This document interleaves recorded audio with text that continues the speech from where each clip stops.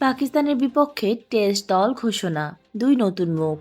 পাকিস্তানের বিপক্ষে আগামী মাসে ঘরের মাঠে 2 ম্যাচের টেস্ট সিরিজ খেলবে বাংলাদেশ। আগামী 8 মে ঢাকার শেরে বাংলা জাতীয় ক্রিকেট স্টেডিয়ামে হবে সিরিজের প্রথম ম্যাচ। এই ম্যাচের জন্য 16 সদস্যের স্কোয়াড ঘোষণা করেছে বাংলাদেশ ক্রিকেট বোর্ড। প্রথমবারের মতো টেস্ট দলের ডাক পেয়েছেন তানজিদ হাসান তামিম এবং অমিত হাসান।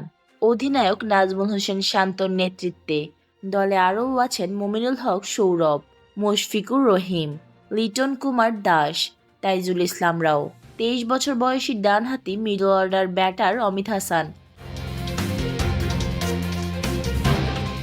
2019 সালে অভিষেকের পর থেকে 82টি প্রথম শ্রেণীর ম্যাচ খেলে তিনি 49 গড়ে 3650 রান করেছেন। ক্রিকেটের সকল আপডেট পেতে আমাদের সাথেই থাকবেন। ধন্যবাদ।